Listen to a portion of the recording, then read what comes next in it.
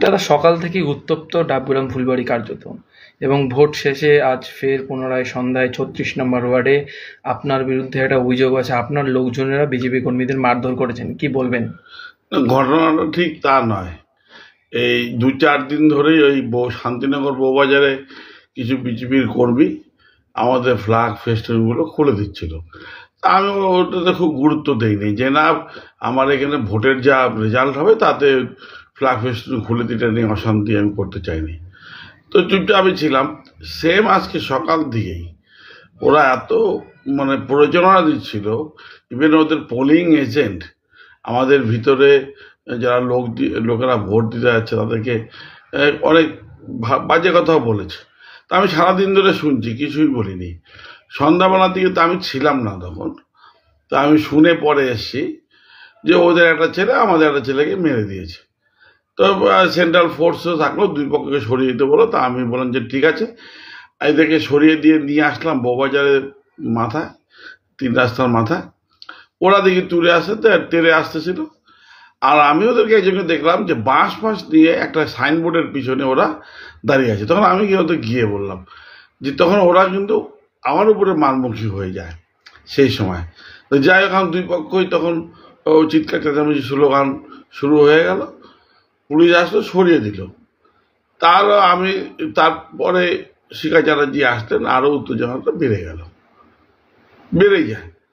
তো যথেষ্ট সহযোগিতা করেছে পুলিশের সমস্ত কর্মীরা।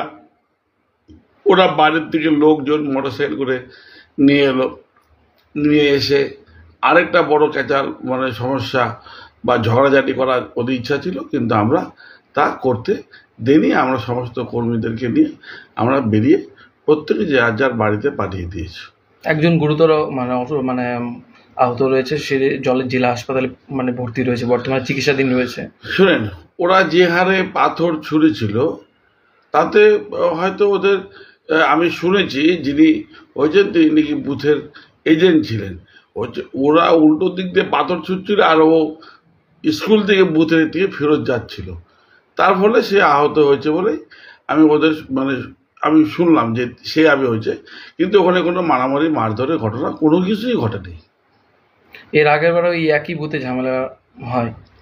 দেখেন, প্রতিবারই ওখানে যদি ওরা এই ধরনের প্ররোচনা দেয়, আমি তো একদম স্ট্রিক্টলি বলা ছিল যে কোনো ধরনের ওরা যদি কোনো কাজ করতে চায় বা ওরা এই ধরনের কোনো উস্কানিমূলক কাজ করতে চায়, আমাদের ছেলেমেয়েরা যাতে কোনোভাবে সেখানে পা না দেয়, একদম স্ট্রিক্টলি বলা। ওরা করেওনি।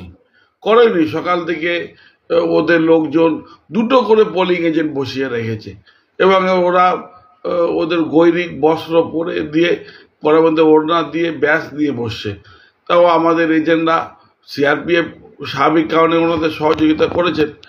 তো তার ফলে আমাদের কর্মীরাও বলে কোনো কিছু লাভ হয়নি। আমাদের পোলিং এজেন্ট যে ছিল সে প্রতিবাদ করে কোনো লাভ হয়নি। তা আমি বলেছিলাম এতে ভোট প্রভাবিত হবে না, কোনো লাভ নেই, ঠিক আছে ভোটটা হোক।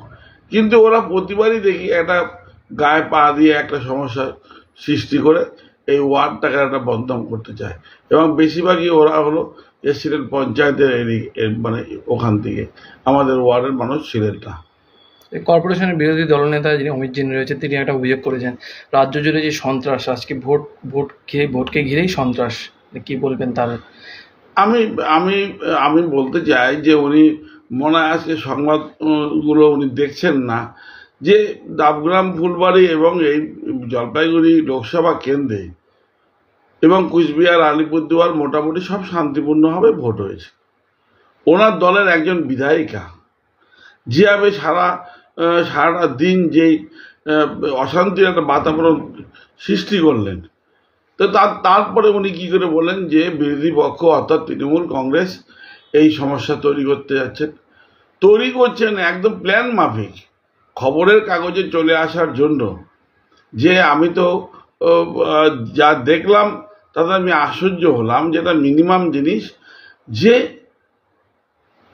একজন বিধায়িকা হলেও তিনি পোলিং বুথে ঢুকতে পারেন না, এবং সেটা সংগত কারণে ইলেকশন কমিশনার থেকে বাধাপ্রাপ্ত হয়েছেন। তারপরে তিনি ওখানে ধর্ণা মঞ্চ তৈরি করে ফেলবেন। আমি বুঝলাম না এটা।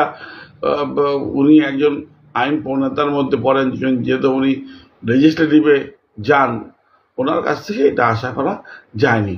অর্থাৎ উত্তেজনার ওনার নেতৃত্ব থেকে শুরু করে সর্বস্তরের কর্মীরাই চেয়েছিলেন একটা ব্যাপক উত্তেজনা সৃষ্টি করে দিয়ে পরবর্তী ভোটগুলোর ক্ষেত্রে ওরা একটা কোনোরকমভাবে ইস্যু তৈরি করার চেষ্টা করছিলেন। আমার মনে হয় এটা অচিরেই বন্ধ হয়ে গেছে এবং আমরা খুব সংযত ছিলাম মমতা বন্দ্যোপাধ্যায় এবং অভিষেক ব্যানার্জির নির্দেশে, যার ফলে আমরা বড় একটা দুর্ঘটনার থেকে ঘটাতে যারা চেয়েছিলেন তার থেকে আমরা রক্ষা করতে পেরেছি এবং শান্তিপূর্ণ ভোটটা করতে পেরেছি আমরা। এই একটা অভিযোগ যে ছিল যে আপনার বিরুদ্ধে আপনার লোকজন মানে আপনার সহমতে এই ঘটনা ঘটেছে, তার পরিপ্রেক্ষিতে কি বলবেন? ঘটনা ঘটলে তো অনেক বড় ঘটনা হতো, কিছুই হয়নি, বরঞ্চ আমাদের লোকজনরা আমি সংযত করেছি বলেই ওরা চুপচাপ ছিল, ওরা সব মেনে নিয়েছে এবং যেভাবে বলেছে যেখানে বলেছে তাই আমরা সরে গেছি। কিন্তু ওরা বাইরের থেকে যে মোটর সাইকেল করে প্রায় 25-30 জন বহিরাগত এসে ওরা একটা ভয়ঙ্কর পরিস্থিতি তৈরি করেছিল এবং যে পরিস্থিতিটার জন্য আমাদের কাছে একেবারেই ভালো লাগেনি যে আমাদের এইখানে এই ধরনের ঘটনা বারবার করে ঘটাবার জন্য আমাদের এখানে একটা বদনাম হচ্ছে।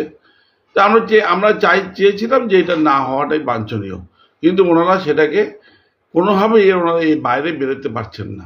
তবে এই অভিযোগ কি মানে সম্পূর্ণ একেবারে মিথ্যে কথা, তো একেবারে মিথ্যে কথা। আর যেখানে আমরা 36-এ অ্যাবসলিউট, সেখানে আমরা কেন ঝামেলা করে ভোটারদেরকে বিড়ম্বনার মধ্যে ফেলবো?